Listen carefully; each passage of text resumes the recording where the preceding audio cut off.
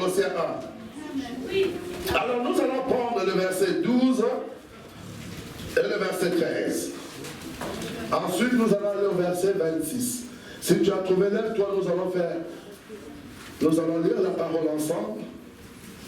Le verset 12 au verset 13. De Colossiens 1. Amen. À 3, nous lisons.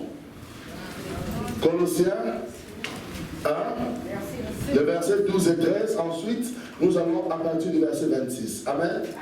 Alors à 3, nous lisons. 1, 2, 3. Rendez grâce au Père qui vous a rendu capable d'avoir part à l'héritage des saints dans la... Qui nous a de la puissance et nous a transportés dans le royaume du Fils de son... 26. Amen. Les mystères cachés de tout le temps et de tous les âges, mais révélés maintenant à ses saints, à qui Dieu a voulu faire connaître quelle est la glorieuse richesse de ce mystère parmi les païens, savoir Christ en vous, l'espérance de la gloire. 28. C'est lui que nous annonçons, exhortant tout temps, disant tout temps, en toute sagesse, afin de présenter à Dieu tout homme devenu parfait en Christ. Amen. Prenons place. Alléluia. Nous sommes là depuis hier en train de parler de l'homme nouveau.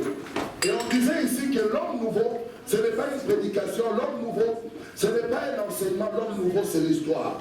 C'est l'histoire de tout celui qui croit. Alléluia. Lorsque je crois à quelque chose, il faut que quelque chose de nouveau apparaisse dans ma vie. Alléluia. Quand je crois et que je sais qu'à ce que je crois, je m'attache à ça, ça doit produire dans ma vie quelque chose de nouveau que je ne connaissais pas avant. Alléluia. Alléluia. C'est par ces choses que tu t'attaches qui va amener la transformation, qui va amener le changement, qui va amener la vie, qui va amener la santé, qui va amener la force dans ta vie. Alléluia. Lorsqu'on parle de l'homme nouveau, ce n'est pas qu'un homme vient habiter au-dedans de toi. Non. Lorsqu'on parle de l'homme nouveau, c'est-à-dire qu'il y avait des choses anciennes et ces choses vont devenir nouvelles.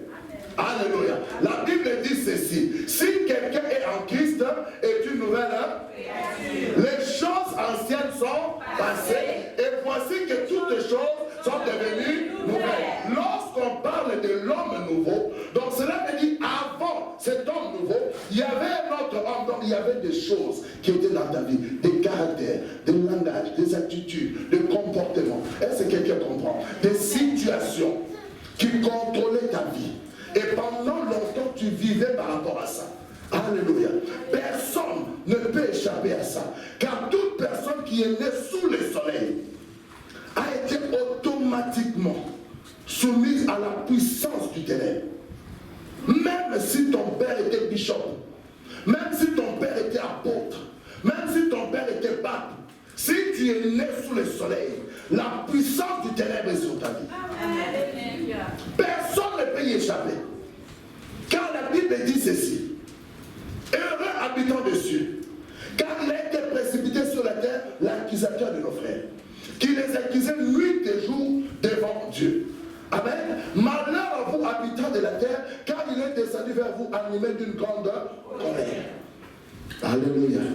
Il avait une place, mais il a perdu cette place et il a été réduit au plus bas. Est-ce que quelqu'un comprend? Je disais à quelqu'un ceci. Le diable n'est pas devenu diable, il a toujours été diable. Même lorsqu'on l'appelait Lucifer, il avait en lui la sémence du diable. Dieu ne peut pas créer une personne bonne et que cette personne devient mauvaise. Jamais. Écoute-moi bien.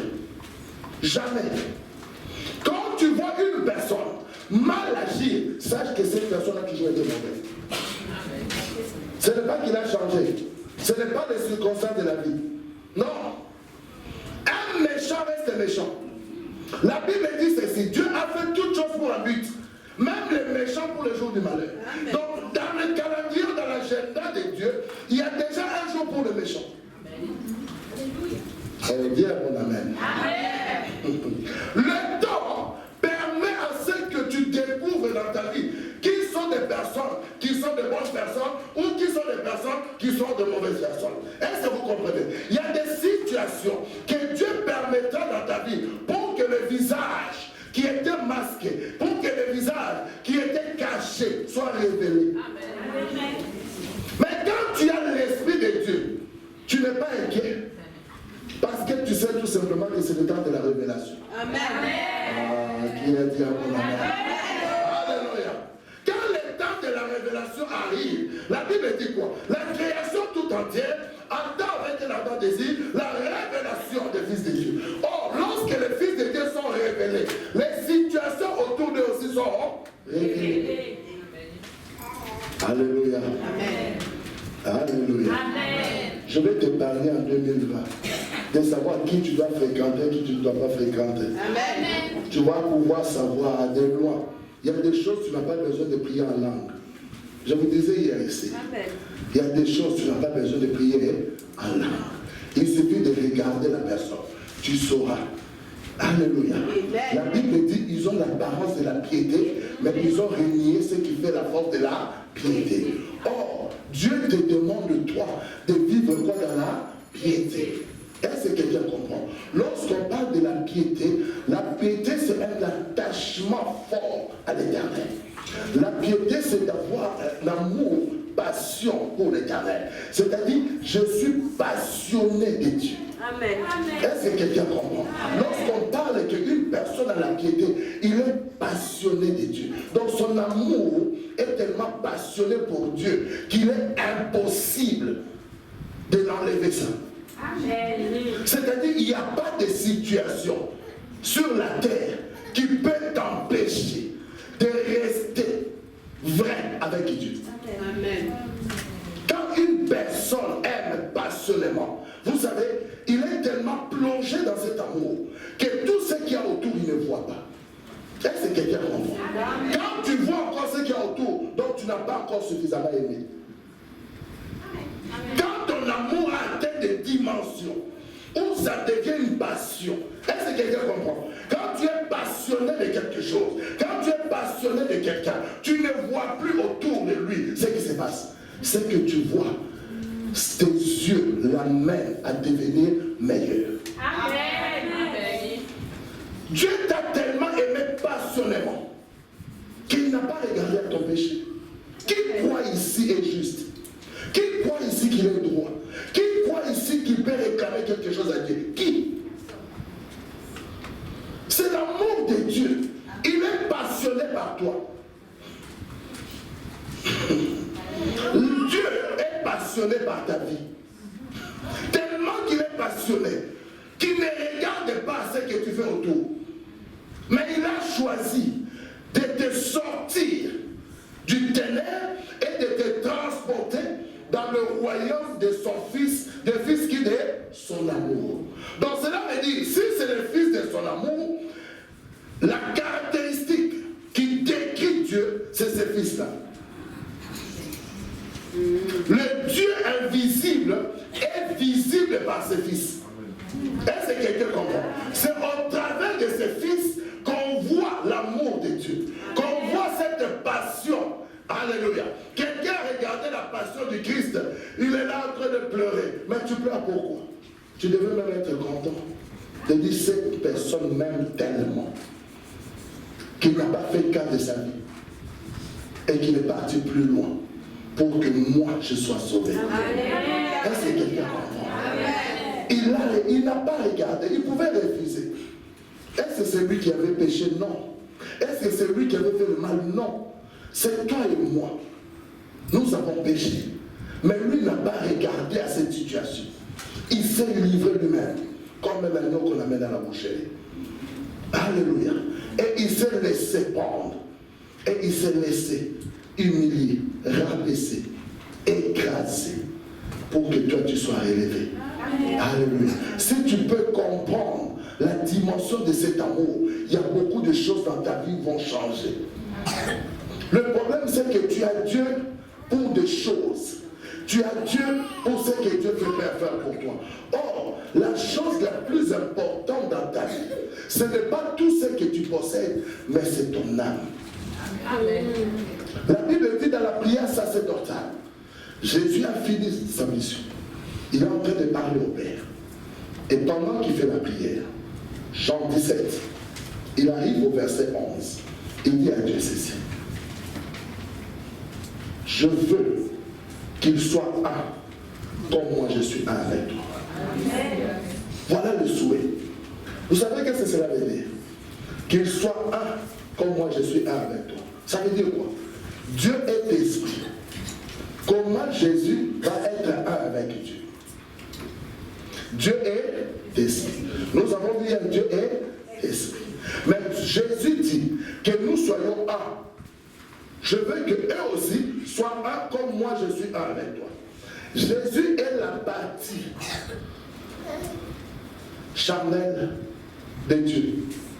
La manifestation de l'âme de Dieu. Amen. Maintenant, Jésus dit ceci dans cette prière. Je veux que mon âme, telle que mon âme, et toi, ton esprit, font un. Eux aussi, que leur âme et leur esprit puissent faire. Donc, qu'ils aient tous la même âme, qu'ils aient tous le même esprit. Bien aimé, on ne peut pas être un si on n'a pas la même âme, on n'a pas le même esprit. Impossible. Pourquoi l'Église se bat à l'unité et l'unité n'arrive pas? Vous ne vous posez pas la question. Vous allez voir tous les rassemblements. Mais non, priez pour l'unité de l'Église. Mais pourquoi l'unité n'arrive pas? Mais l'Église va dire quoi? Parce que le diable ne veut pas. Pourquoi? Est-ce que le diable est plus fort que l'Église? La Bible dit le porte de séjour de mort ne pourvoit point contre l'Église. Donc la puissance du diable ne peut pas empêcher l'Église à être unie. Alléluia. Impossible.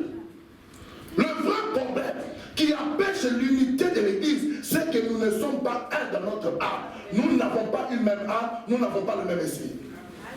Chacun vient avec ses intérêts. Chacun vient avec ses pensées. Chacun vient avec ses projets. Et il veut le mettre avec les autres. Ça ne marche pas. La seule façon que ça peut marcher, lorsque nous allons parler le même langage, mais ce langage-là, ce n'est pas le langage de choses, mais c'est le langage de l'esprit. Lui qui nous a transportés du royaume des ténèbres au royaume des lumières, de fils de son amour.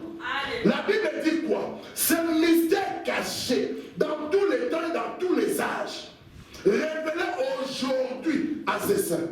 Christ en vous, l'espérance de la gloire. Amen. Qui a dit à mon amen? Amen.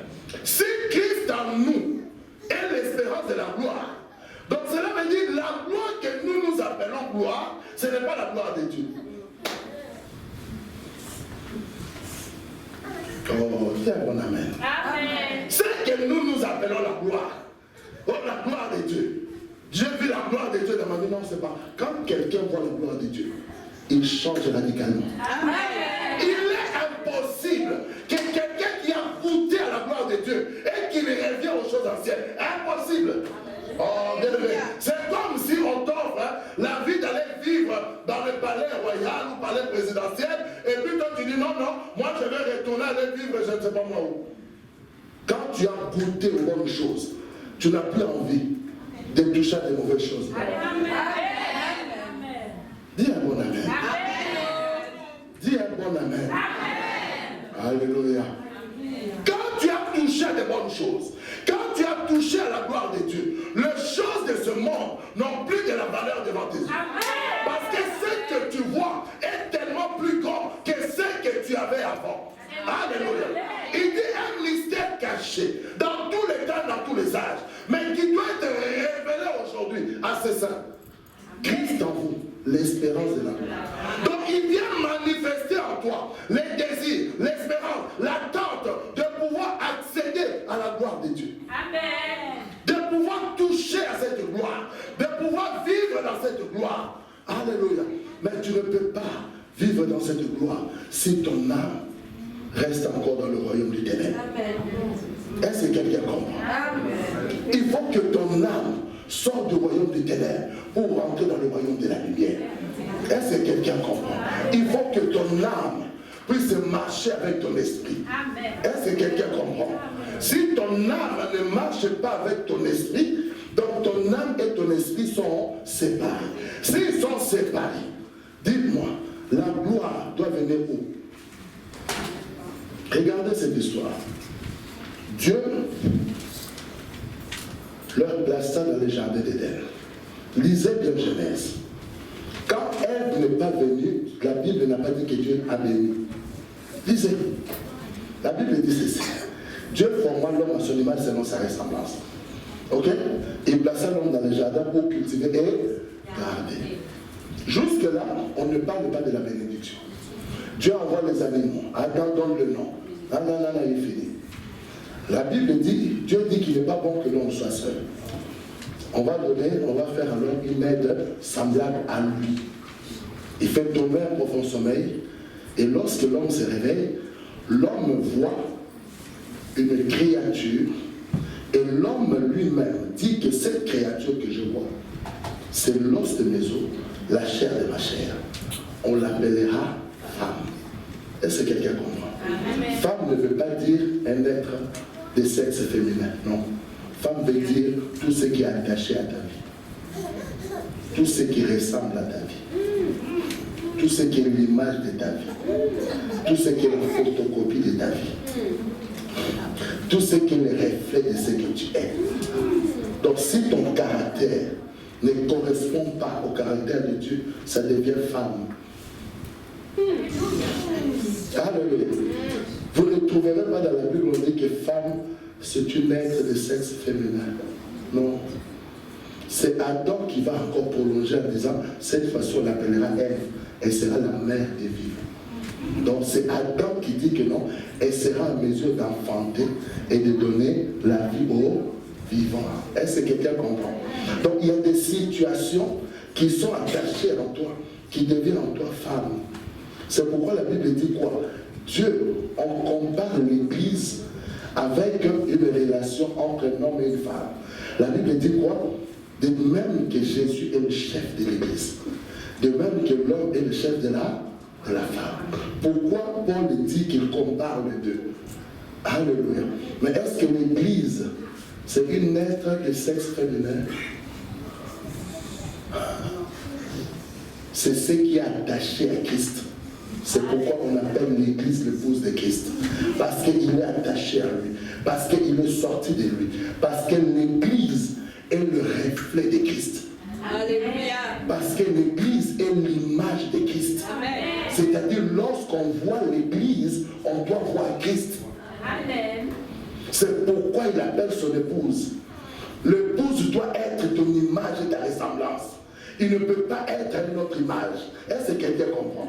Lorsqu'il a dit à Adam qu'il fait Adam son image selon sa ressemblance, qui était Adam, si ce n'est tout simplement la copie conforme de Christ.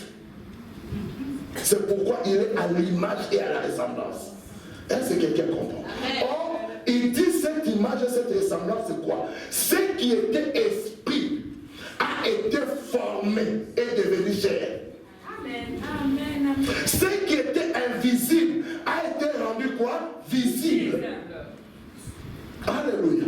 Donc lorsque tu regardes ta vie doit être le côté visible de Dieu invisible. C'est-à-dire ce qui était invisible doit être représenté par toi. Alléluia. Est-ce que quelqu'un comprend? Dans ces temps-ci, au 21e siècle, en 2019, en 2020, en 2021, j'ai dit la représentation de Dieu invisible, on doit le voir en toi et moi. Amen. Ce n'est pas ailleurs.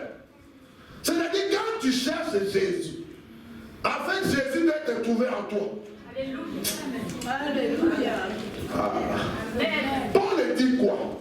Lui qui veut que tu le cherches même à Tatola, bien qu'il n'est pas loin. Loin là c'est où? Pourquoi il dit qu'il n'est pas loin? Parce qu'il est en toi. Maintenant, qu'est-ce qu'il veut que chercher là, c'est quoi? Oh, je suis en train de chercher Jésus, il est perdu. Non. Il veut que tu découvres au-dedans de toi-même la présence de Dieu. C'est-à-dire que tu révèles en toi-même que Dieu est là. Ce n'est pas question de le sentir dans les sensations. C'est question de savoir qu'il est là. Est-ce que quelqu'un comprend? C'est ça le chercher. Le chercher là, c'est pas comme Jésus est perdu, il est perdu.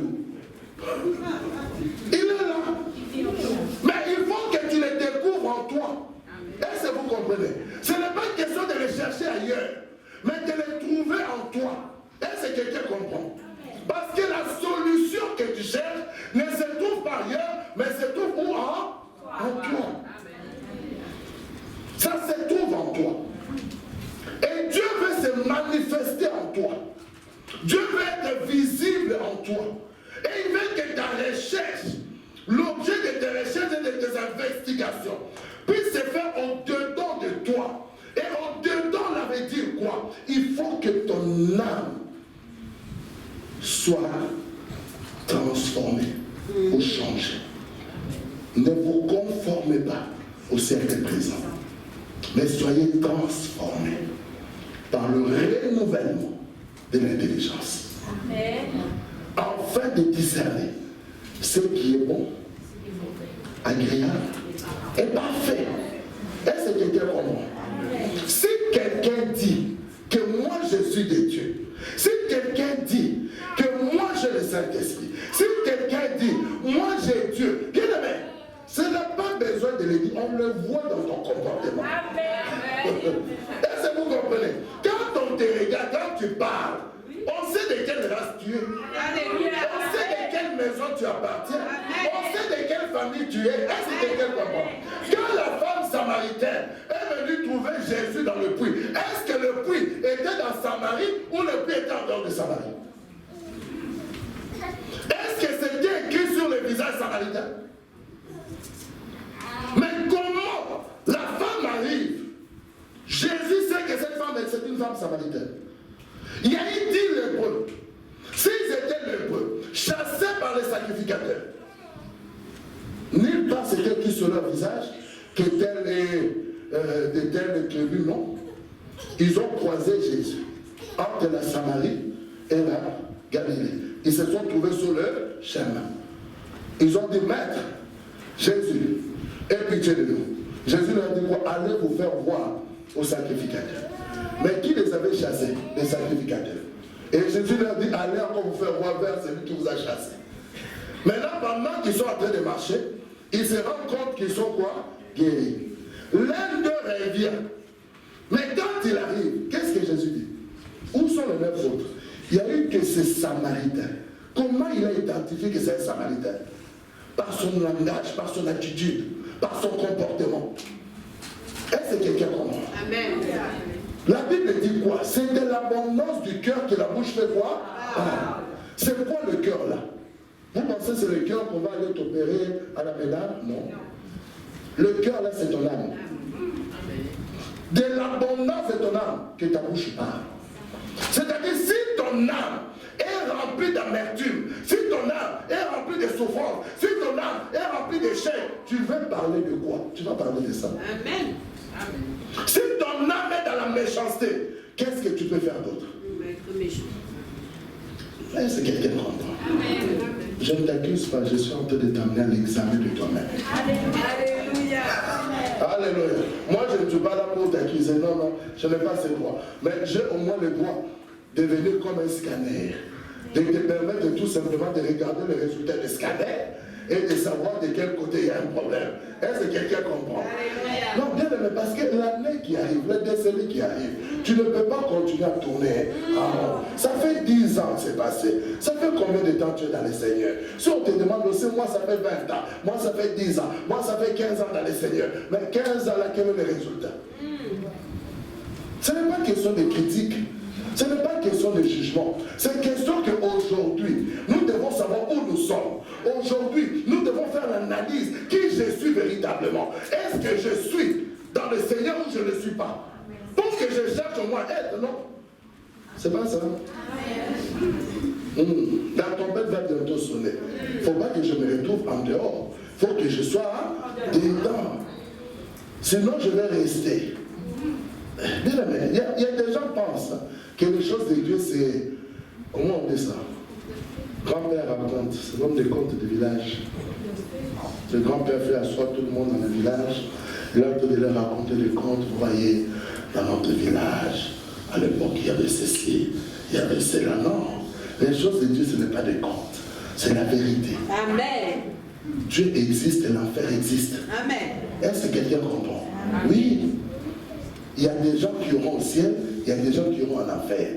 qu'on a vu ici hier, c'est que personne de nous tous est immortel. Un jour ou l'autre, nous allons mourir. Parce que la Bible nous dit, nous ne sommes que des pèlerins sur la terre. Donc nous sommes en train de passer. Peu importe le jour, peu importe l'âge. Même si tu meurs, la Bible nous donne des gens qui sont morts en 980 ans. Mais ils sont quand même... Ils ne sont pas restés en vie. Ils sont quand même en même 980. Donc peu importe le nombre d'années que tu vas vivre. Mais une chose est sûre, le jour que la mort va venir, frapper à ta porte, tu ne pourras plus rien faire. Et ce jour-là, la vraie question, ton âme va aller où? Où est-ce que ton âme va se retrouver? Qu'est-ce que servirait un homme de gagner le monde s'il perdait son âme? Amen. La vie d'un homme ne dépend pas de ses biens. Nous avons vu hier, le monde te propose des biens. Le monde veut que tu aies ceci. Le monde veut que tu aies cela. Est-ce que quelqu'un comprend? Le diable aussi te propose des choses. Mais Jésus te dit, si tu viens à moi, si tu viens à moi, à tous ceux qui croient en, il leur donne le pouvoir de... Alléluia. Dieu a tant aimé le monde, afin que quiconque croit en lui ne périsse point, mais qu'il ait la vie. Donc ce que tu as besoin d'hériter aujourd'hui, c'est la vie éternelle. Et pour hériter cette vie éternelle, ce n'est pas compatible avec ce que tu étais avant. Alléluia. Ne prends pas ta vie comme si, comme je respire, je marche, tout va bien. Non, tout ne va pas bien. Toi-même, tu sais. Oui, toi-même, tu es là, tu sais que tout ne va pas bien. Alors, au lieu de se lamenter, au lieu de chercher à tourner en rond, je dois me positionner, savoir où se trouve mon âme, pour que mon âme sorte de l'obscurité du ténèbre et soit transportée dans le royaume des lumières. Alléluia. Parce que la Bible dit quoi? Il veut que tu puisses connaître la richesse qu'il y a dans ce mystère caché. Le mystère n'est pas mystique. Est-ce que quelqu'un comprend? Aujourd'hui, beaucoup d'hommes de Dieu ou autres veulent amener les chrétiens dans le mystique. Non, un chrétien n'a pas besoin d'être mystique. Un chrétien est déjà mystérieux. Non, pourquoi tu veux être encore mystique?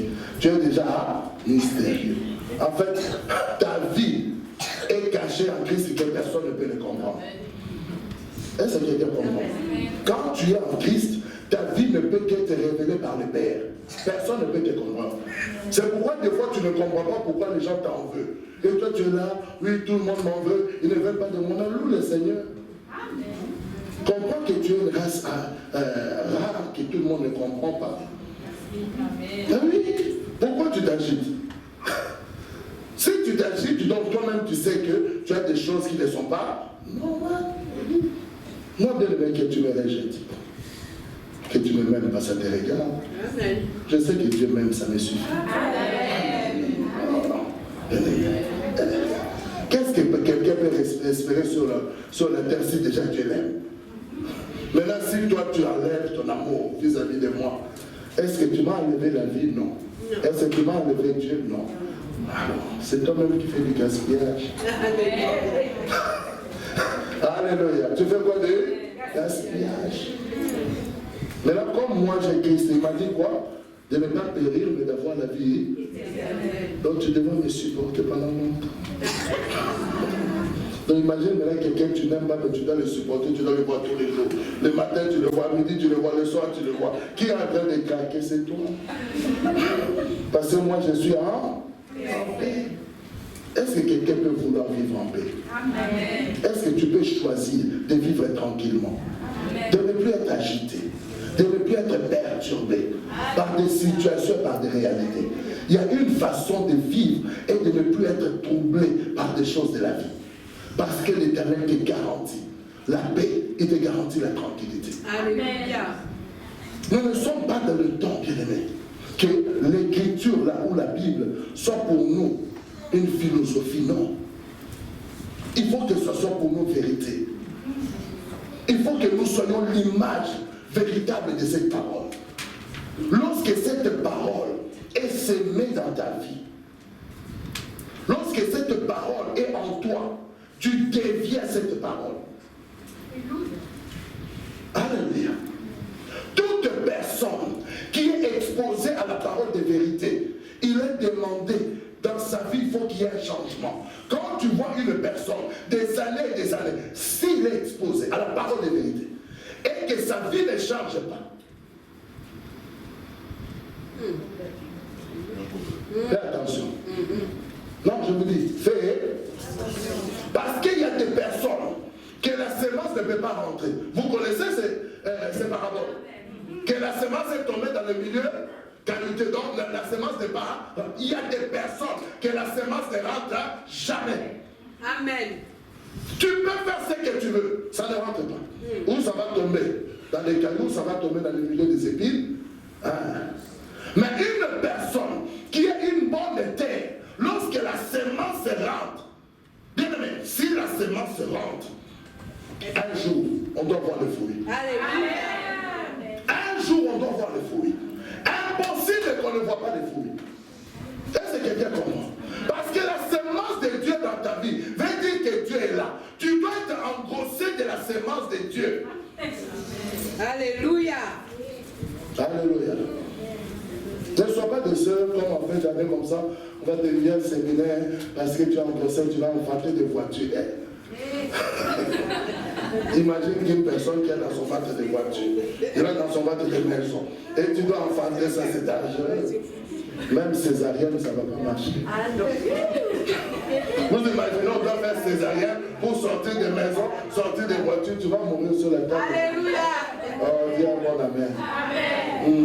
Mais tu dois enfanter le fruit qui vient de l'esprit. Donc ce qui vient de la chair. Amen. Parce que le fruit de l'esprit que tu vas enfanter, c'est ce qui va te donner tout ce dont tu as besoin. Amen. Fais attention, quelle grossesse tu as. C'est pourquoi beaucoup meurent sur la table d'accouchement. On les amène dans le tas d'accouchement de l'église, ils sont tous morts. Pourquoi? Parce qu'ils devaient enfanter des maisons et des voitures. Maintenant, comme les chirurgiens ont essayé de faire césarienne, ça n'a pas marché sur les... Non, je prophétise pour toi, toi tu ne mourras pas. Je dis, toi tu vivras. Parce que toi tu vas enfanter les fruits de l'esprit. J'ai dit, dans l'année qui arrive, tu vas enfanter les fruits de l'esprit. Alléluia. Parce que dans le fruit de l'esprit, tu auras tout ce que tu veux. Alléluia. Il ne te manquera rien. Par le fruit de l'esprit, tu auras la certitude de la présence de Dieu dans ta vie. Est-ce que quelqu'un comprend? Amen. Il est plus important pour toi et moi d'être sûr que Dieu est là. Est-ce que quelqu'un comprend? Que j'ai Dieu dans ma vie. Est-ce que quelqu'un comprend? Il n'y a pas de choses que tu dois espérer plus que la présence de Dieu. Alléluia. Quand quelqu'un vit avec la présence de Dieu, il ne manque rien. Bien aimé, croyez-moi, il ne manque rien. Parce qu'à chaque jour suffit sa peine. Je disais à quelqu'un, il y a des gens qui vivent selon les situations, la conjoncture, mais il y a des gens qui vivent selon à chaque jour suffit sa peine. Parce qu'à chaque jour suffit sa peine, veut dire à tout Dieu fera toute bonne chose en son temps. Donc je ne suis pas préoccupé. Je ne suis pas dérangé. Est-ce que quelqu'un comprend?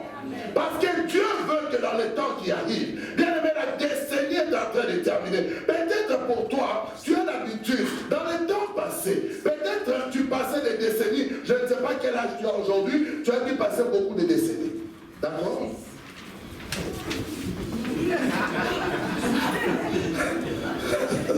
Mais tous les décennies que tu as passées, tu as fait des bilans de chaque décennie.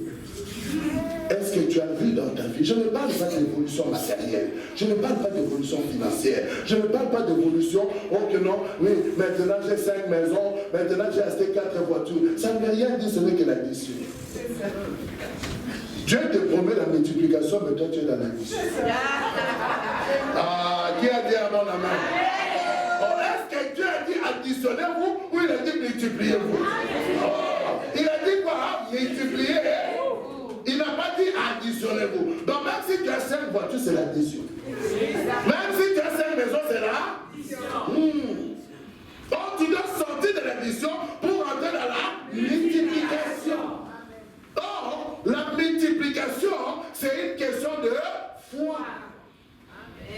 Alléluia. Qui a dit un bon amen? Amen. La multiplication, c'est une question de quoi? C'est pas ça que vous enseignez aux élèves. De la multiplication, il faut 2 fois 2. Ah, qui n'a pas dit un bon amen? 2 fois. Dans la multiplication, c'est une question de fois. 2 fois 2. Ce n'est pas 2 plus 2. Ah, ce n'est que par la foi que tu vas créer quoi la multiplication. Or, la foi ne vient pas de ce qu'on voit, ne vient pas de ce qu'on lit, mais la foi vient de ce qu'on entend. Et ce qu'on entend vient de la parole de Christ. Amen. Donc, pour entrer dans la multiplication, il faut que la parole de Christ soit résidée en toi. Si cette parole n'est pas résidée en toi, pas de multiplication. Tu vas continuer dans l'addition. 1 plus 1, 2 plus 2, 3 plus 3. Donc tu continues à monter dans la. Cependant, Dieu t'apprend dans la. 10 fois 10. 10 fois 10, c'est 10 plus 10. Qu'est-ce que tu préfères? 10 plus 10, 20 ou 10 fois 10, 100. Est-ce que quelqu'un comprend? Donc Dieu veut t'amener dans l'accélération, que tu sors de l'addition pour rentrer dans la multiplication. Et curieux, à l'école, quand on fait l'arithmétique, la multiplication c'est toujours à la fin. On commence par apprendre les élèves de la multiplication. On commence à les élèves l'addition. Après la soustraction. Donc on les amène d'abord dans les choses qui sont simples. Non, toi quand tu étais à l'école, qu'est-ce qui était compliqué? La multiplication. La multiplication, c'était compliqué. L'addition, c'était facile. 1 plus 1, tu mets des barres. Tu comptes, tu dis ça fait 5. Mais quand ça arrive une multiplication, les chiffres quoi, double, triple, ça devient compliqué. Alors on commence plus, après moins, la soustraction, après la division. Tu vas comprendre pourquoi. Parce qu'avant que Dieu te multiplie, il doit te diviser. Révélation. La multiplication n'arrive que après la division. C'est pourquoi il y a des gens que Dieu te divise avec eux. Croyez-moi, Dieu a divisé Abraham de Lot. Oui. Il a créé querelle entre les bergers d'Abraham et les bergers de Lot. Pour te montrer que c'est la division, qu'est-ce qui s'est passé? Lot a parlé avec Abraham. Qu'est-ce qu'ils se sont dit? Si toi tu vas à gauche, moi je vais à droite. Si toi tu vas à droite, moi je dois. On va dans le sens opposé. Donc on doit être obligé de faire quoi? De se tourner le dos. De ne plus jamais se regarder. Approche-toi avec Dieu. Il y a des moments quand Dieu sait que le temps de la multiplication arrive dans ta vie, il va mettre des gens avec toi de vous tourner le dos. Parce que ces personnes-là ne sont pas dans l'agenda de la multiplication. Amen. Bien aimé, quand Abraham est descendu de la montagne, on ne parle plus des serviteurs. Lisez dans Genèse 22. La Bible dit ceci. Quand Abraham est parti sacrifier Isaac, il a dit aux serviteurs, restez ici. Moi et les jeunes hommes, nous allons aller adorer, après nous allons réveiller. Mais quand ils sont arrivés en haut, quand Dieu a fait les serments à Abraham, on n'a plus parlé des serviteurs, on a parlé de la descendance.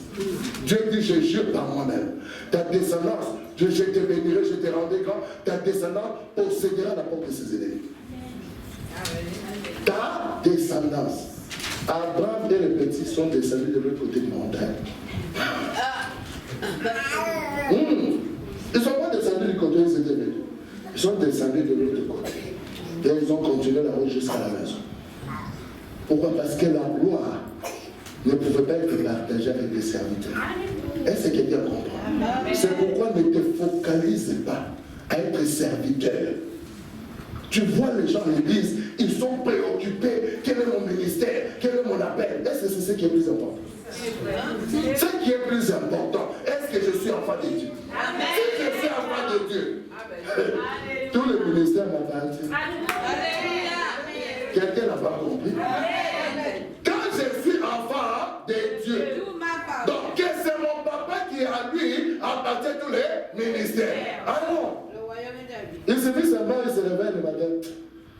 Il dit, Marie-Marthe, cette année, tu vas occuper le ministère des finances. Il te place. L'année prochaine, tu vas occuper le ministère prophétique. C'est papa. Il fait de toi ce qu'il veut. Est-ce que quelqu'un comprend? Ces choses-là lui a. Dans les jours, il veut que tu prophétises, tu vas prophétiser. Les jours aussi qu'il veut que tu puisses faire l'évangélisation, tu vas évangéliser. Les jours où il veut que tu puisses enseigner, tu vas enseigner. Tout ça appartient à qui? Mais toi, c'est que tu dois avoir désiré être un enfant dans la maison de ton Père. Alléluia. Aujourd'hui, nous voulons beaucoup de choses, mais nous ne cherchons pas notre vraie identité à être des enfants. Or, l'homme nouveau, ce n'est pas celui qui se corrompt, mais l'homme nouveau, c'est celui qui vit selon l'esprit et non selon la chair. Lorsque l'homme nouveau apparaît dans la vie d'une personne, on ne trouve plus les œuvres de la chair en toi. Vous savez c'est quoi? Cela veut dire la corruption ne t'atteint plus. Les choses du monde ne te troublent plus. Donc même lorsque je n'ai pas, je ne pleure pas. Je sais que papa va donner.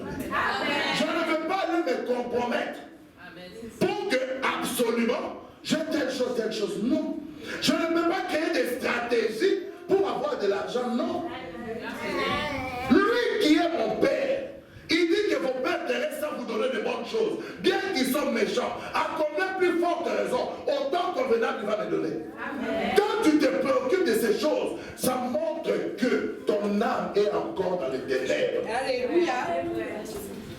Bien aimé, le ténèbre ne veut pas dire simplement qu'il y a des démons. Parce qu'aujourd'hui à l'église, ténèbres, démons. Non.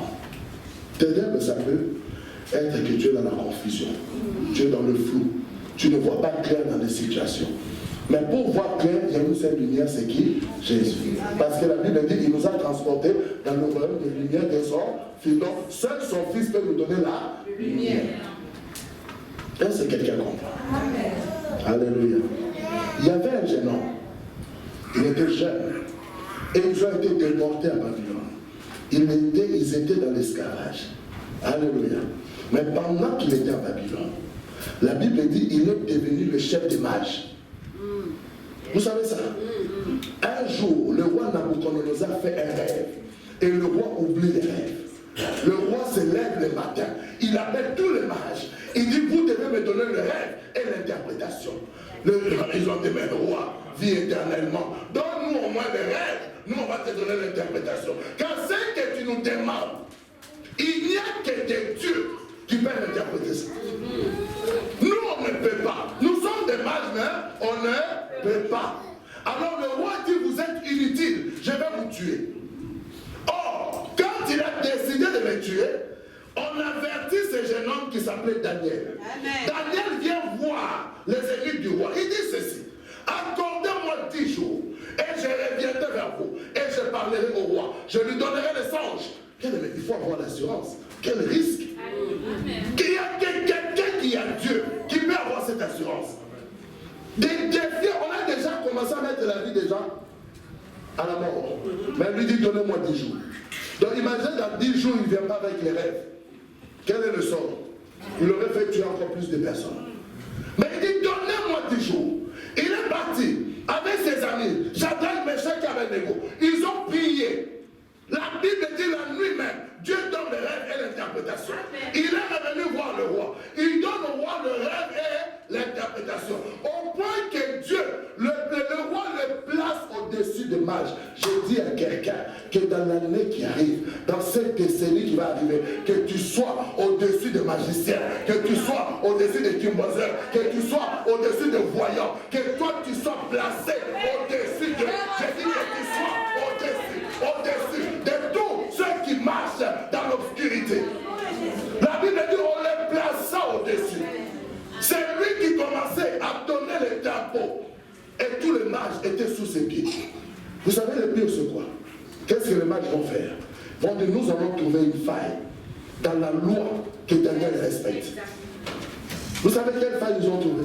Ils ont voulu trouver la désobéissance. Ah.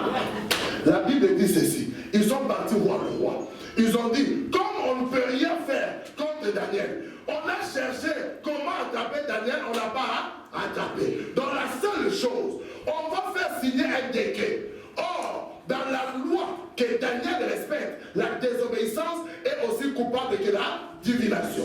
Donc il ne peut pas obéir à l'ordre du roi. On fait l'acte. On dit que personne ne doit prier si ce n'est de célébrer le roi. Daniel a dit, vous avez dit quoi? D'accord. La Bible dit, il ouvre sa fenêtre. Au lieu de fermer, il ouvre. Tous les jours, 3 fois par jour, il est en train de louer et de prier Dieu. Donc il ne fait pas en cachette. Il le fait pour qu'eux voient. Parce que la Bible dit, il ouvre la fenêtre. 3 fois par jour, il est en train de louer Dieu, en train de prier. Il est en train de louer Dieu, en train de prier. Au point qu'on va dire au roi, le jeune homme là Daniel a désobéi à ce que Dieu a dit. On a dit alors prenez-le, jetez-le dans la fosse à lion. Laissez-le lui affamé. Est-ce que Daniel a pleuré? Non. Parce que Daniel a compris. J'ai désobéi à l'homme, mais j'ai obéi à Dieu. Amen. J'ai désobéi à l'homme, mais j'ai obéi à qui? À Dieu. Est-ce que quelqu'un comprend? Pourquoi tu peux être esclave des hommes, obéir à de mauvaises pensées des hommes, au lieu d'obéir à la bonne pensée de Dieu? Alléluia. Moi, je ne peux pas comprendre. Au lieu que tu obéisses à la voix de Dieu, qui te dit, tu ne dois pas calomnier, tu ne dois pas juger, tu ne dois pas faire ceci ou cela, mais tu préfères obéir à la voix des hommes. Quel est l'homme qui est mort pour toi? Quel est l'homme qui a donné sa vie pour toi? Quel est cet homme? S'il te plaît, dis-le-moi ce soir. Donne-moi le nom de cet homme-là qui a donné sa vie pour toi, pour que tu obéisses aux mauvaises pensées des hommes au lieu d'obéir à la bonne pensée de Dieu. Quand Dieu te dit, ma fille, mon fils, fais ceci, fais cela, pourquoi tu te retranches de ce que Dieu dit pour aller faire ce que les hommes disent?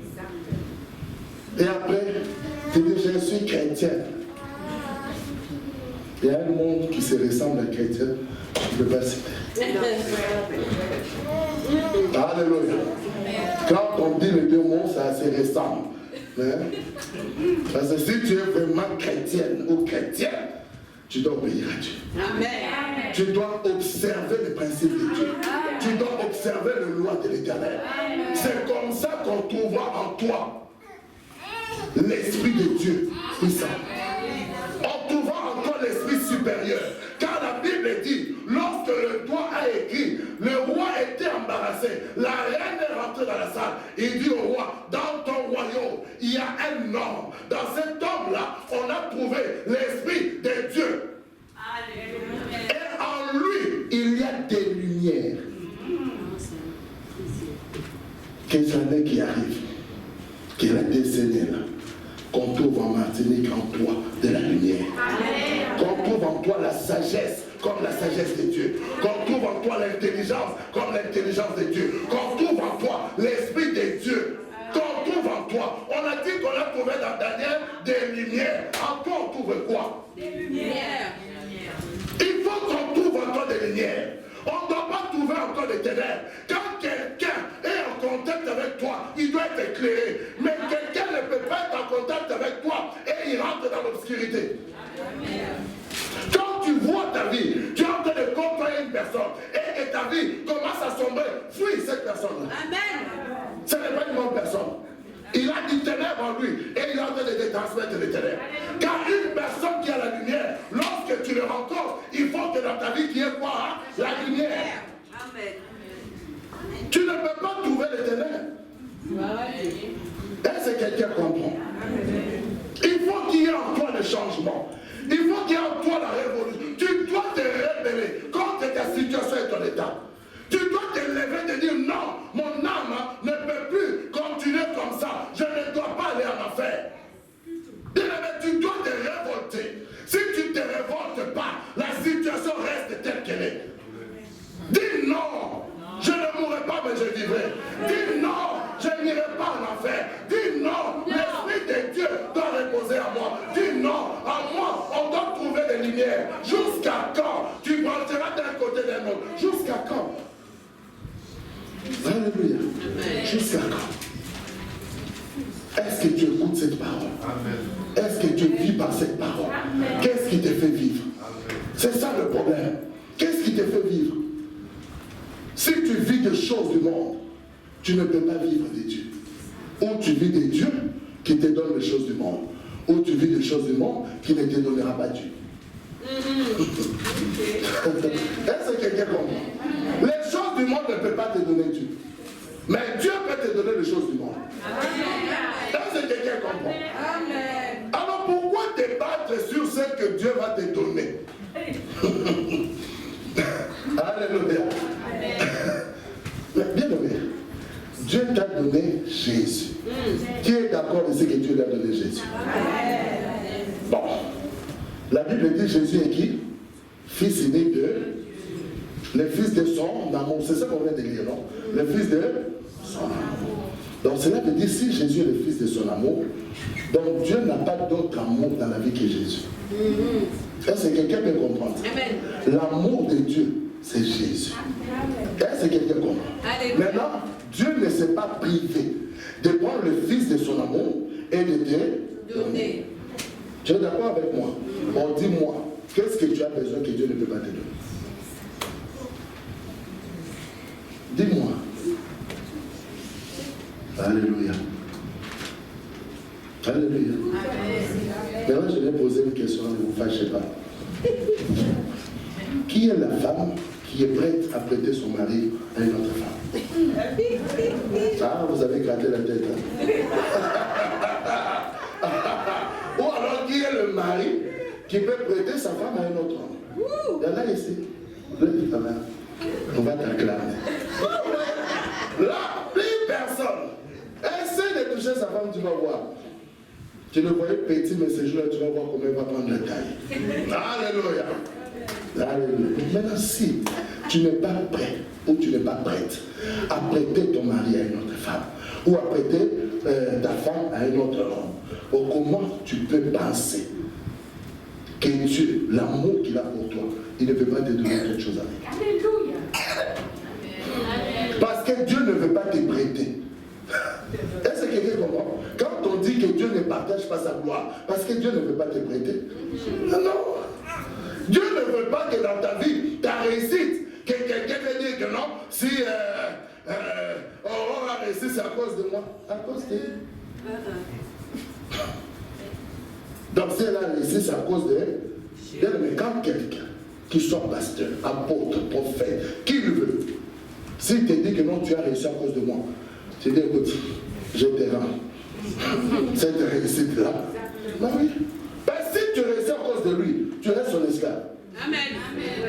Tu restes son esclave. Parce que c'est lui qui t'a fait réussir. Mais si Dieu t'a fait réussir, là tu es dans la paix parce que Dieu ne vient pas te juger. Est-ce que quelqu'un comprend? Mais si tu dis, toi tu as réussi à cause de la bon? Ah non, je ne savais pas. Je te rends ta réussite. Je vais aller chercher la réussite de Dieu. Alléluia. Alléluia. Tout homme doit rester le canal de Dieu pour te bénir, non devenir lui ta bénédiction.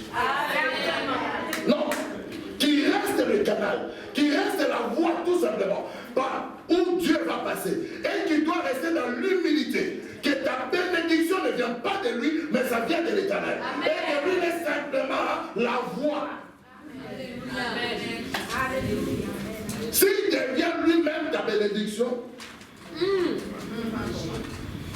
rends-lui gentiment. Fais quoi? Alléluia. Dis Seigneur, moi je préfère ce qui vient de toi. Amen. Mais vous n'avez pas vu la femme de Potiphar? Il a voulu devenir Joseph. Quand il a fait à Joseph la cour, l'objectif c'était quoi? Si Joseph accepte, comme ça, elle attend qu'il fasse de Potiphar. Quand Potiphar lui donne la bourse, si Potiphar lui donne par exemple 10 000 euros, il peut couper 5 000. Il donne la dame à Joseph. Il dit à Joseph, moi je vais te faire prospérer. Joseph dit, oh madame, moi j'ai des promesses de Dieu.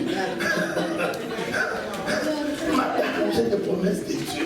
Je suis d'accord de ce que toi tu peux me donner, mais je préfère ce que Dieu va me donner. Est-ce que quelqu'un comprend? Ne corromps pas ta vie Parce que quelqu'un veut te dire que je suis prêt à te donner ça et ça. Qu'il garde ça. Ne te compromets pas à cause de ça.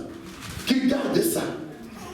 Attends ce que Dieu va te donner. Même si ça va durer, que ça dure. Que ça prend le temps que ça doit prendre. Mais ça finira par arriver.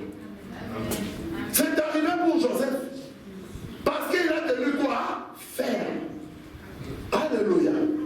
Il a tenu ferme. Jusqu'au bout. Il s'est retrouvé au-dessus de Potiphar. J'attends au ciel. Je vais poser la question à la femme de Potiphar. Déjà, s'ils sont là-bas. Déjà, s'ils sont là. S'ils ne sont pas là-bas, je vais les regarder à la fin. Hé, madame Potiphar, qu'est-ce que tu as voulu faire à Joseph? Alléluia. Qu'est-ce que tu as voulu faire à Joseph? Maintenant, quand Joseph est devenu premier ministre, comment tu faisais en Égypte? Parce que quand il y avait parade, Joseph était debout. La femme de Potiphar avait Potiphar passé. Je suis sûr quand ils arrivaient devant Joseph. Alléluia. Alléluia. Oh, je suis en train de te dire, dans l'année qui arrive, dans cette décennie, il y a des gens qui marcheront devant toi la tête courbée. J'ai dit, il y a des gens qui ont douté à ton intégrité, qui ont douté à Dieu qui est en toi. L'année qui arrive, ils marcheront devant toi la tête courbée. Parce qu'ils verront Dieu dans ta vie. J'ai dit, ils verront la bonté de Dieu dans ta vie. Ils verront la fidélité de Dieu dans ta vie. Quand tu vas arriver devant toi, Alléluia. Alléluia. Ils ne vont pas oser regarder. Crois-moi, ils ne vont pas oser regarder. Tous ceux qui ont gardé l'intégrité du cœur, croyez-moi, la décennie qui arrive, Dieu va visiter ta vie. Dieu va faire des choses avec toi. Parce que tu as tenu ferme. Parce que tu n'étais pas détourné. Parce que tu n'as pas cherché d'autres moyens. Mais tu es resté fidèle à Dieu. Je dis, en restant fidèle à lui, Dieu aussi te montrera ta fidélité. En restant loyal à l'Éternel, Dieu aussi va te montrer la loyauté. Alléluia. Les gens pensent que les choses de Dieu sont faciles. Ça tombe du ciel, tu te réveilles le matin. Non. Il y a un prix à payer. Tu dois payer le prix. Tu dois tenir ferme. On te critique, on t'insulte, on t'écrase, on fait tout contre toi, on casse sur toi, mais tu restes avec Dieu. Alléluia. Tu restes à marcher avec Dieu. On dit toutes sortes de choses sur ta vie, mais toi tu restes avec Dieu. Vous pensez que c'est facile? Vous pensez que c'est facile? Que tu arrives à un endroit que tout le monde ne croit pas en toi, tout le monde te hait, mais tu dois parler de Dieu. Ce n'est pas facile, mais tu dois rester ferme. Parce que tu sais qui t'a appelé. Tu ne t'arrêtes pas de ce que les gens pensent. Tu ne t'arrêtes pas de ce que les gens disent. Tu ne t'arrêtes même pas sur ça. Tu continues à regarder ce que Dieu t'a dit. Est-ce que Dieu peut t'oublier? Non. Non, il ne peut pas. La Bible dit Dieu n'est pas injuste. Dieu n'est pas injuste, je te promets. Retiens ça que je te dis. À partir de 2020, on va commencer à marcher. Toi, tu es là. Mais là, pendant qu'ils sont en train de te dépasser, au point qu'ils vont tomber. Pourquoi? Parce que comme ils ont mis tellement la tête fermée, ils ne vont pas voir le... Parce qu'il est écrit, c'est toi qui es debout. Fais attention de ne pas tomber. Toi, tu as vu l'autre tomber, tu t'es moqué. Mais toi, tu es debout, il ne fallait pas l'homme, il est déjà tombé. Il ne tombera pas de vous. Mais comme toi, tu es encore debout, fais attention de ne pas. Parce que toi, ça peut te faire très très mal. Ça peut te faire quoi? Très très mal. La meilleure des choses vient. La décennie est en train de se terminer. Répands-toi. Reviens à Dieu. Reviens. Il n'y a pas de honte de revenir, de dire à Dieu, je me suis tombé. J'ai fait de mauvais choix. J'ai dit de mauvaises choses. Je me suis mal conduit. Bien aimé, il n'y a pas de honte. Est-ce que quelqu'un il n'y a pas de honte. Non, il n'y a pas de honte. Si tu as, c'est ça même l'image d'une personne qui a Dieu en lui. Il a la facilité de revenir. Une personne qui n'a pas Dieu ne revient jamais. Même quand on lui propose le salut, il ne revient pas. Il reste fermé dans le mal. dans le mal, il se réveille dans le mal. Parce que le diable est méchant. Il aveugle les gens pour que tu ne vois pas. Comme tu ne vois pas, tu vas aller tomber dans le trou. C'est quand tu es dans le trou que tu vas te demander, mais comment je suis arrivé là au fond? Mais tu es déjà dedans. Mais pendant qu'on sonnait de la trompette, fais attention, fais attention. Toi, tu continues. Quand tu vois quelqu'un comme ça, bien aimé, je vous dis la vérité, laisse-le. Laisse-le. Vous savez, le vrai problème, c'est quoi? L'église du 21e siècle a peur de perdre les âmes. C'est une erreur. Je vais vous dire, vous allez étonner, c'est une erreur. Si Jésus a laissé des âmes partir, et toi tu es qui? Les âmes ont quitté Jésus. Jésus ne les a pas suivis. Il a demandé dans la section de 23, pourquoi vous êtes restés? Au lieu de dire non, allez chercher les autres. Il n'a jamais dit à Pierre, va chercher ceux qui sont partis. Faites attention, lisez bien la Bible. Il dit à Pierre, va vers les brebis égarées de la maison d'Israël. Donc cela veut dire ceux à qui on a détourné le chemin. Va leur récupérer, leur ramener dans le chemin. Non, ceux qui se sont rebellés, ils sont partis. Amen. Pourquoi Dieu n'a pas sauvé Caïn? Pourquoi il n'a pas sauvé Judas? Pose-toi la question, pourquoi il n'a pas sauvé Judas? Il pouvait sauver Judas? Alors, parce qu'on dit que Judas était dans le plan de Dieu pour qu'on puisse livrer Jésus. Alors pourquoi il n'a pas sauvé Judas? Pourquoi il a laissé Judas ses parents? Caïn était devant lui. Pourquoi il n'a pas sauvé Caïn? Pourquoi il a laissé Caïn? Juste à ce que Caïn a fait le mal. Et il s'est retrouvé dans le point de non-retour.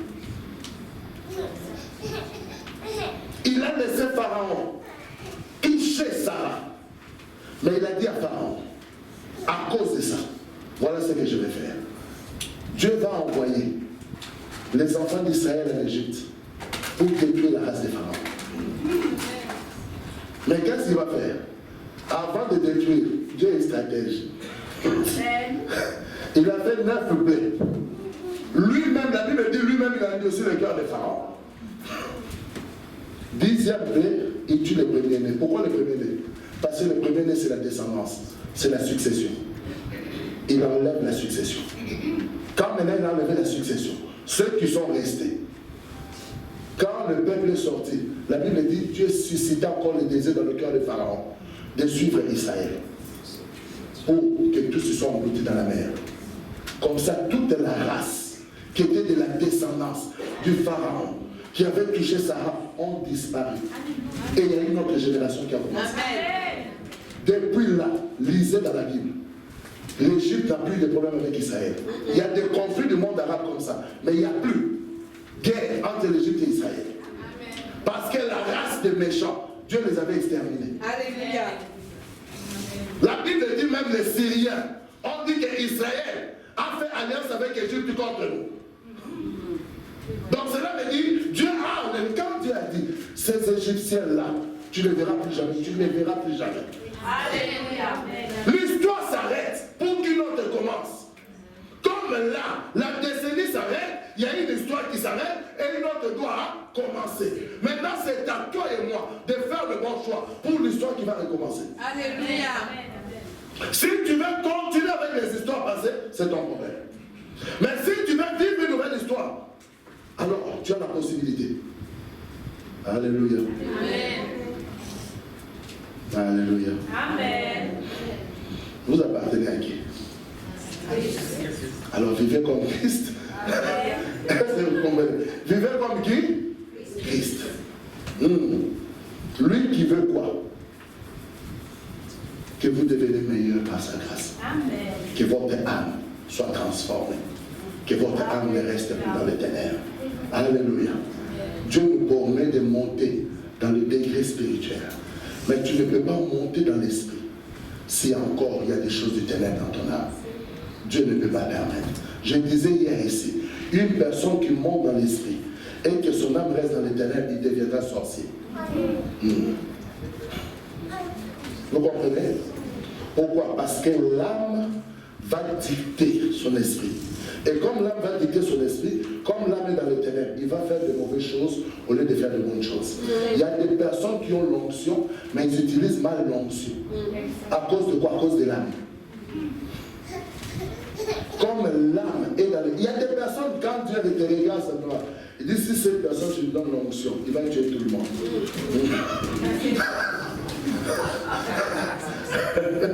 Non, Dieu sait, Dieu le je vous assure, Dieu sait. Il y a des dimensions dans l'esprit que Dieu ne peut pas donner à tout le monde. Parce que c'est que s'il te donne, tout le monde, même à l'église, vont finir. Dès que seulement un frère ou une soeur ne fera pas ce que tu veux, tu le regardes seulement dans les yeux et dis, toi, maudit. Alors comme Dieu sait, qu'est-ce qu'il fait? Il choisit ceux dont leur âme qui était brisée a été restaurée. Car il a dit, je ôterai le cœur de pierre et je donnerai le cœur de chair. Lorsqu'il va restaurer, il va donner une nouvelle vie. Et dans cette nouvelle vie, les choses anciennes vont passer. Et voici que toutes choses vont devenir quoi? Nouvelles. Choisis. C'est question de choix. Choisis la vie éternelle. Choisis.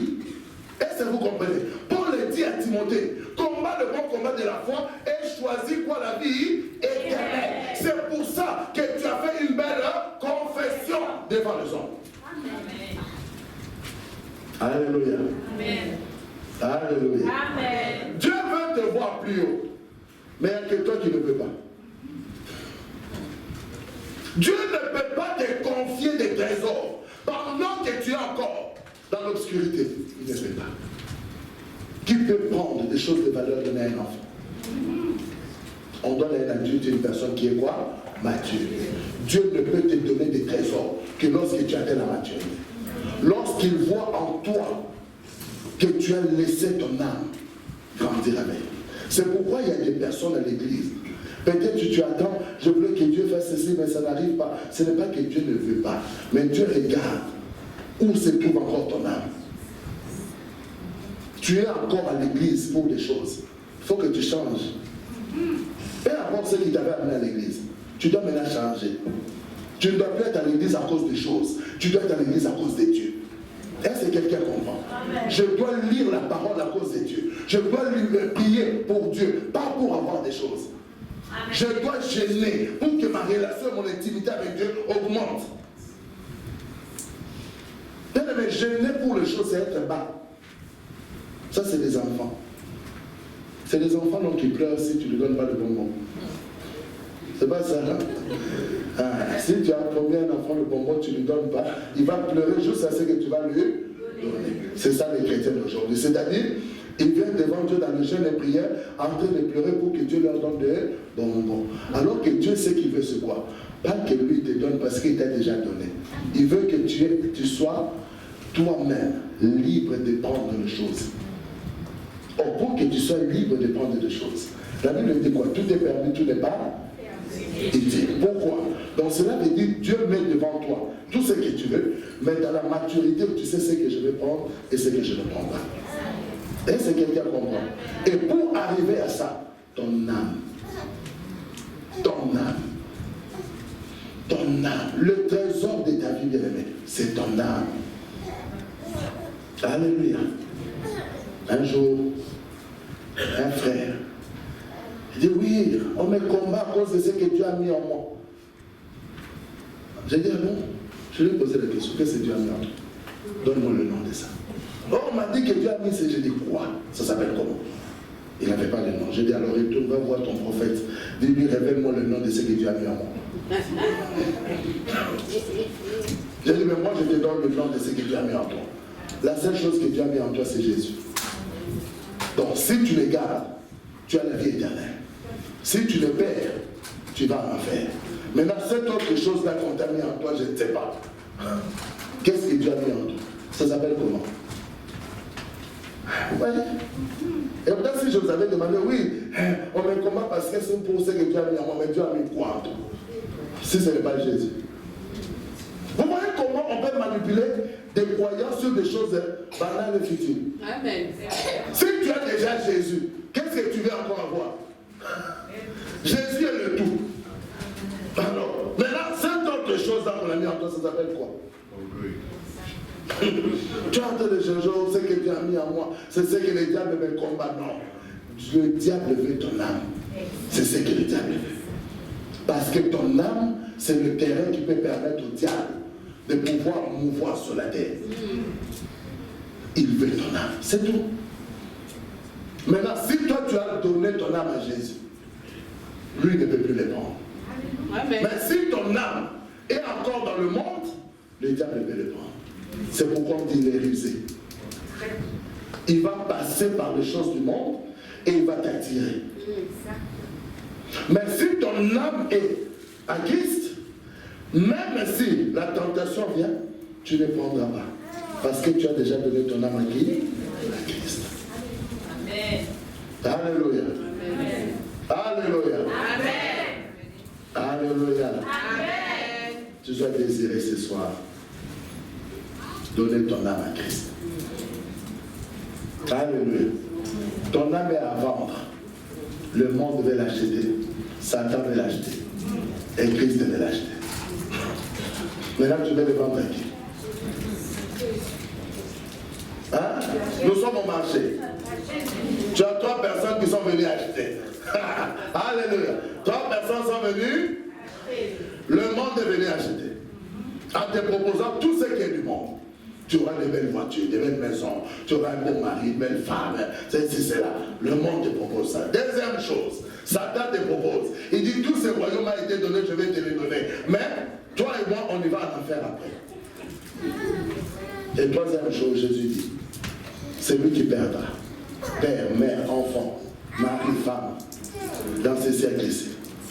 Il le retrouvera dans ces siècles et dans les siècles à venir. Amen. Il aura quoi? La vie éternelle. 3 clients à qui tu veux vendre ton âme. Tu dis seulement dans la bouche comme ça à Jésus, est-ce que tu penses dans ton cœur? Alléluia. Réponds vite à Jésus, mais dans les cœurs là. Est-ce que je dois laisser le rendez-vous là que j'avais tout à l'heure? La proposition là qu'on m'a fait pour demain, c'est que je dois laisser ça. Alléluia. Mais tu dis à Jésus, mais si tu crois véritablement que tu veux que ton âme soit achetée par Jésus, alors lève-toi pour le vendre ce soir.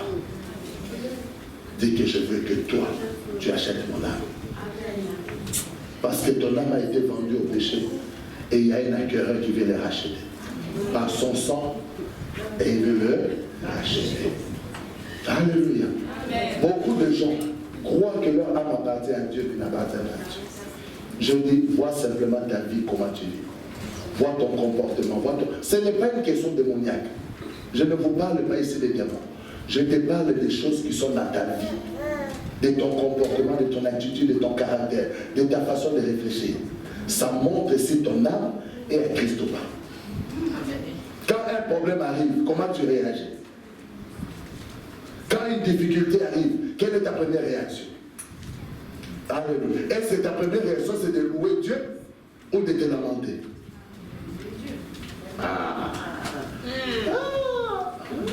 Quand il y a une épreuve qui vient, tout à coup, ta première réaction, c'est quoi? Tu loues Dieu ou tu commences à voir par te lamenter et puis après tu vas louer Dieu? Soyons sincères, même si toi tu me dis le contraire, mais Dieu sait quand le problème est arrivé hier, qu'est-ce que tu avais fait? Alors tu veux t'en Dieu sait, non? Quand le problème est arrivé, est-ce que tu avais loué Dieu? Tu avais d'abord commencé, oh Seigneur, comment tu m'as abandonné? Moi j'en ai marre, je ne veux plus aller à l'église. Comment je vais à l'église? Les choses ne changent pas. Seigneur. Tu as commencé d'abord à dire ça. Alors que tu pouvais seulement, Seigneur, je te loue de ce qui est arrivé parce que je sais que toi tu vas faire quelque chose de bien dans ma vie. Amen. Est-ce que quelqu'un comprend? Amen. La Bible dit David jeûne pendant que l'enfant est malade. Mais de loin, il voit ses serviteurs. Il dit, l'enfant est mort. Les serviteurs, ils ont peur de dire oui. David se lève, il se lave, il s'habille. Il dit, donnez-moi à manger et je vais aller dans la maison de l'Éternel. Les serviteurs viennent. au roi. Quelle est cette attitude? Pendant que l'enfant était malade, tu gênais, tu priais, tu ne voulais pas manger. Maintenant que l'enfant est mort, tu veux aller au temple et dire oui. Parce que maintenant je sais. Lui, l'enfant là ne reviendra plus vers moi. Mais un jour, moi, j'irai vers lui. Donc je n'ai plus besoin de gêner, de prier, je vais aller louer Dieu. Amen. Il est parti dans la maison de l'Éternel, louer l'Éternel. Quand les difficultés t'arrivent, quand les épreuves arrivent, quand le problème sonne à ta porte, quelle est ta première réaction? Quelle est ta première réaction? Alléluia. Incline ta tête. Rentre dedans de ton cœur. Regarde toi-même. Où est-ce que tu es aujourd'hui?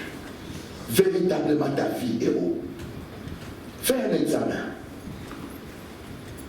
Rentre au plus profond de toi. Fais un examen de ta vie. Où tu es véritablement. Bien-aimé, tu as besoin de tromper personne. Nous tous là, nous avons besoin de ce même Dieu. Nous tous. Donc tu n'as pas besoin de nous montrer que non, toi tu es super homme ou super femme. Non. Examine-toi. Regarde au-dedans de toi ce soir. Où tu es avec le Seigneur. Est-ce que ton âme est vraiment totalement à lui? Ou il y a encore des restes? Regarde au plus profond de toi. Regarde au plus profond de toi. Prends quelques minutes. Ferme tes yeux, rentre dans ton cœur. C'est une histoire de cœur entre toi et Dieu. C'est une histoire de personne. L'homme nouveau, c'est une histoire personnelle avec Dieu. Alors rentre dans ton cœur. Regarde où tu en es exactement avec Dieu ce soir. Bien-aimé, la décennie est en train de se terminer. L'année est arrivée à la fin. Il y a une nouvelle année qui va commencer. Il y a une nouvelle décennie qui va commencer. Comment tu vois cette décennie qui arrive? Comment tu veux vivre cette décennie? La destruction est rentrée dans ta maison. La destruction est rentrée dans ta famille. Tu vois le mal, mais tu persistes dans le mal. Tu vois que les choses ne vont pas, mais tu veux convaincre. Non. Reviens. Reviens au Seigneur. Reviens au Seigneur. Reviens au Seigneur. Maintenant, si tu vois là où véritablement ton âme est, et que tu as besoin ce soir de revenir à Dieu. Peut-être tu étais déjà avec Dieu, mais les circonstances de la vie t'ont fait sortir. Dieu est là ce soir pour te recueillir et traiter une nouvelle relation ensemble. Si peut-être aussi tu n'as jamais fait véritablement le pas avec le Seigneur, Dieu est là ce soir pour pouvoir commencer avec toi une nouvelle histoire. Dès que tu as vu là où tu es, tu peux t'élever. Tu peux t'élever.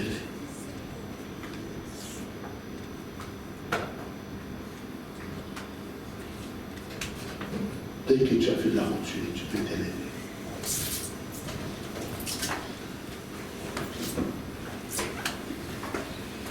Si tu as besoin de lui ce soir, tu as besoin de sa présence.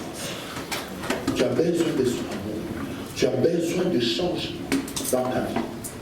Tu as besoin de ces changements dans ta vie. C'est volontaire. Ce n'est pas quelque chose qu'on force. Ce n'est pas quelque chose qu'on oblige. Mais c'est volontaire. C'est volontaire. Merci Seigneur. Reçois.